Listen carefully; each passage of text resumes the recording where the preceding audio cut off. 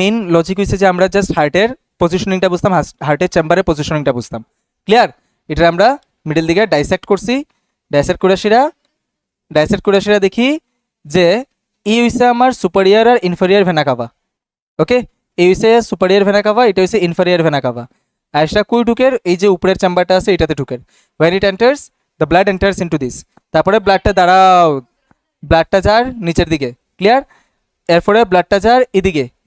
ওইটা যেটা দুইটা ব্রাঞ্চ হয়েছে, এবার ওইটা দুইটা ব্রাঞ্চ হয়েছে আমরা 2D তে দেখতে পারতেছিলাম না, বাট আমরা 3D তে দেখতে পারবো। ঘুরে আসি এরা, এই দেখো ব্লু কালারের দুইটা ব্রাঞ্চ হয়েছে না?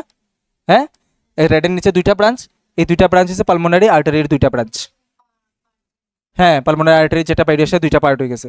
ক্লিয়ার? এরপরে এটা লাংসে গেছে গিয়া। এরপরে পালমোনারি ভেন যেটা আমরা 2D ডায়াগ্রামে কেটে দেখছিলাম যে এই দুইটা সাইড থেকে আয়, কিন্তু ইটের আমরা দেখতেছিলাম না। এবার 3D তে আমরা দেখতে পারবো যে এই দুইটা এসে এখানে